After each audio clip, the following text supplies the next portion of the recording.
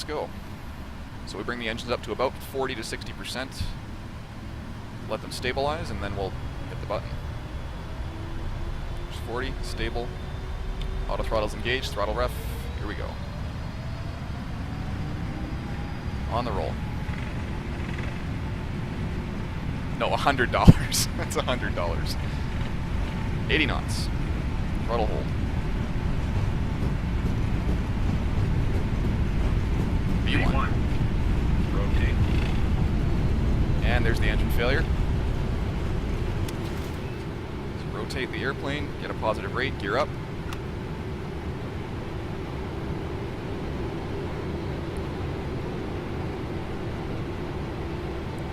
We'll shoot for V2, which is our emergency speed. That's the warning for the engine failure. Try to get my track back here.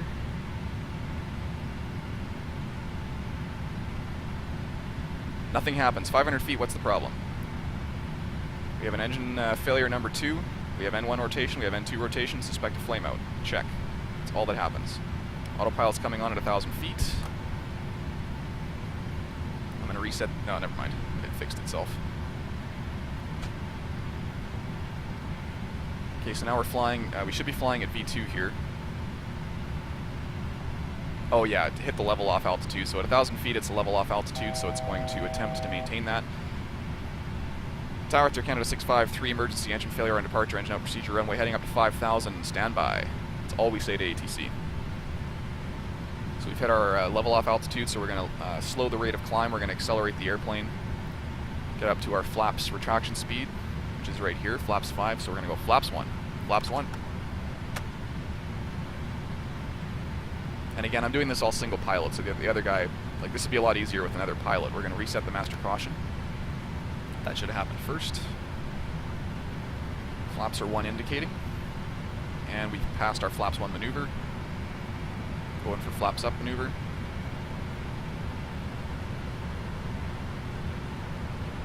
And flaps up. Flaps up. So we are quite light today, which is why that worked so well. Normally it wouldn't climb that fast, but we are just going to Calgary, so we didn't have much fuel on. So we're now level at 5,000 feet. There's the throttle on the good engine coming back to maintain the flaps up speed. It just oversped a little bit there. We're going to go to the checklist. So it's the engine failure engine failure right hand checklist. Condition: engine speed is below idle. Yes, it is 0. Objective: to restart the engine if needed or configure for single engine operation. Thrust is lost on both engines. Nope, we still have a good engine on the left, so no. Right auto throttle arm switch, confirm and off. Right auto throttle arm switch, confirm, off. This reverts the FMC to its left speed only mode. So it only controls the left hand throttle at this point.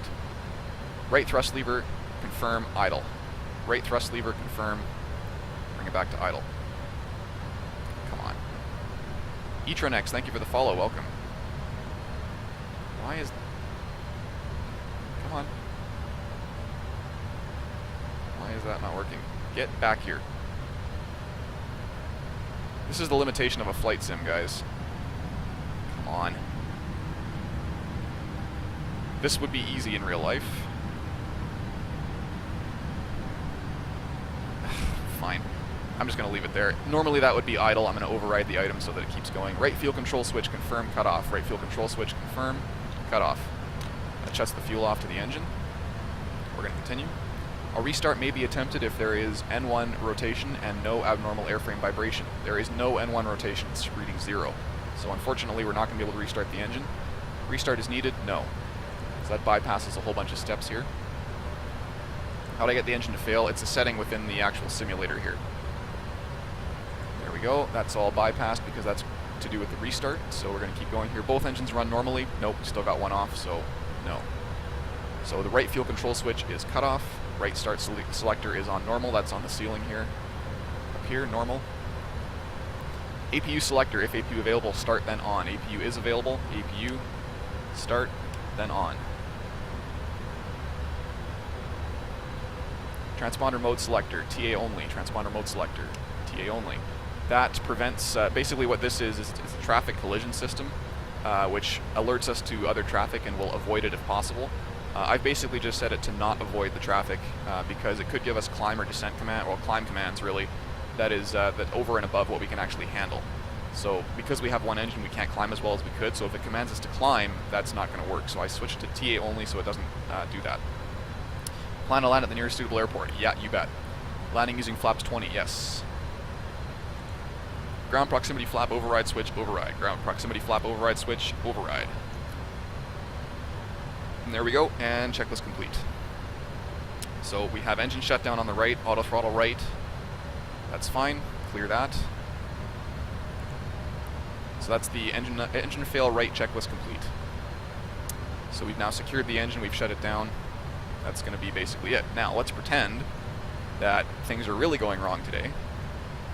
And we're going to have a fire programmed.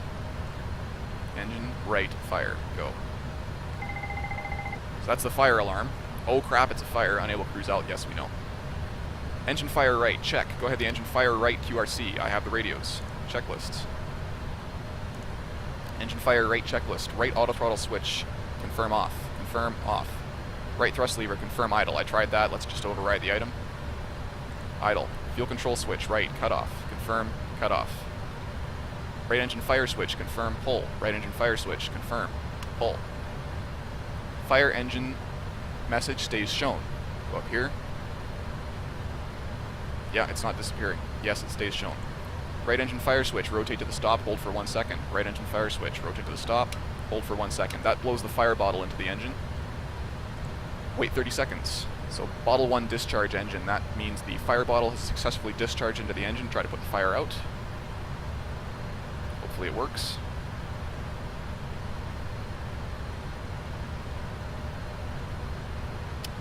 Hmm. 30 seconds. It's not working. Wait 30 seconds. Fire engine message stays shown. Yes. Right engine fire switch, rotate to the other stop, hold for 1 second. Rotate to the other stop, hold for 1 second. That'll blow the other bottle into the engine. Bottle 2 discharge. Come on, you stupid thing, go out. If it doesn't go out, we're turning back towards the airport, so I get a vector from ATC right now, we're turning back towards the field. There we go, now it's out. Okay, so we're just going to turn around here. Okay. There we go. APU selector start then on, transponder mode selector TA only, that's already done. Plan to land at the nearest airport, yes. Landing using flaps 20, yes. The rest is all done, because we did it as part of the other checklist. Okay. I usually respond to chat, but I'm kind of busy right now. So let's get this turn going. We're going to pretend ATC is now vectoring us for an approach. So our engine is shut down. We've blown both fire bottles into the engine to put it out. So unfortunately, we don't have any other fire prevention system on the rest of the airplane. Oh look, you can see the ground. Interesting. We're maneuvering around at our flaps up maneuver speed, which is the optimal speed to do it at. We're going to do our checklist for leveling off here, the after takeoff, just back to the normal checklists. After takeoff is done. We do our descent approach checks. We're going to do a recall, clear that, recall this. So engine shutdown right, bottle 2 discharge, bottle 1 discharge, auto throttle right. That's all to do with the failure of the right-hand engine. That's normal. Cleared. So recall's checked. Notes, we don't have auto brake. Set the auto brake for auto brake 2 should be fine. Landing data, ref, and minimums. So we're going to set this up for approach. Oh, we need to load an approach, right? So let's go for the ILS on 230. Let's say unable to cruise out. Yeah, that's fine. Jevon, direct, intercept. There we go. Go back to LNAV. So we're headed directly for the initial fix for the approach now. Should be anyway. Not an intercept. Oh, it's just doing an intercept. Okay, so we're going to leave this in heading then. Back around this way.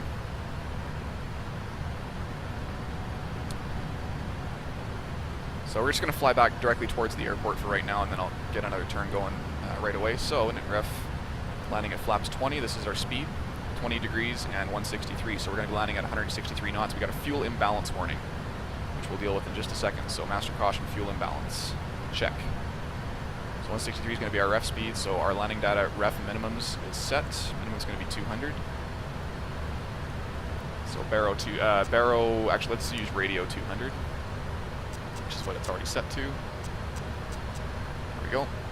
So that's our minimums. That's the lowest we can go on the approach, basically. And that's good. All right, so let's do the approach briefing will be complete in a minute. So let's go back and do the non-normal. Oops, not normal. There we go. So we're going to do fuel imbalance checklist. There we go. Fuel imbalance. Okay, condition. There is a fuel imbalance between the main tanks. That's because we're burning off the left because the left engine is still running, the right one is shut down. Objective, to decide if a fuel leak is suspected and balance fuel. If an engine has low fuel flow and unusual engine indications, the fuel imbalance message may show due to an engine malfunction instead of a fuel leak. Check. Understood. Fuel imbalance message may be caused by an engine fuel leak. Fuel leak should be suspected if one or more of the following are true. We know it's not a fuel leak because the engine failed. That's what's going on. So I don't have to go through all that. Fuel leak is suspected. No. Fuel crossfeed switch either on. Fuel crossfeed switch on. Left main tank quantity is low. Left main tank quantity is indeed low, yes. Left fuel pumps forward and aft switches off.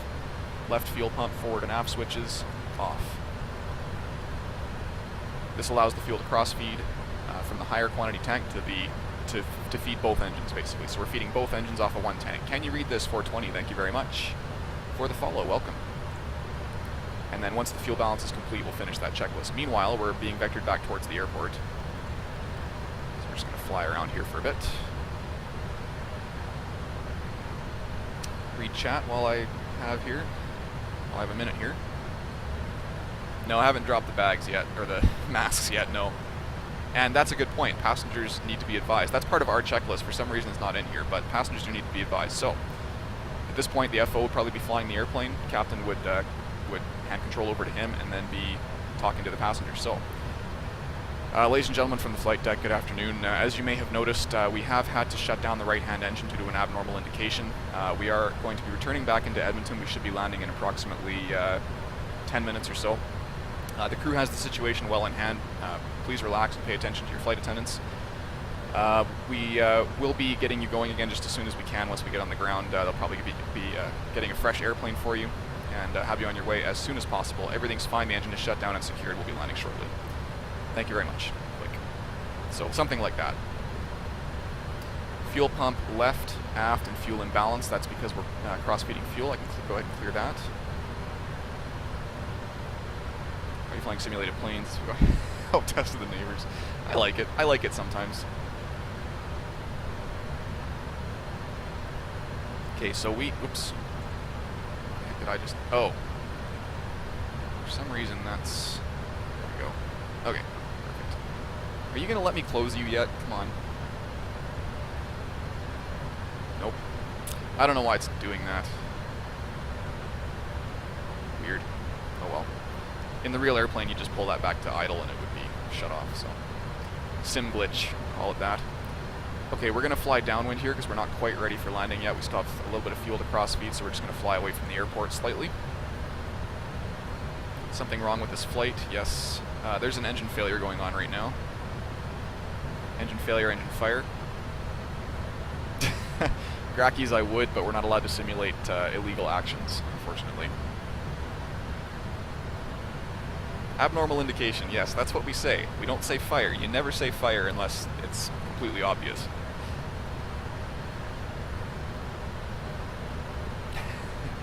Is there a weight and balance indicator? You can see the passengers rioting? No.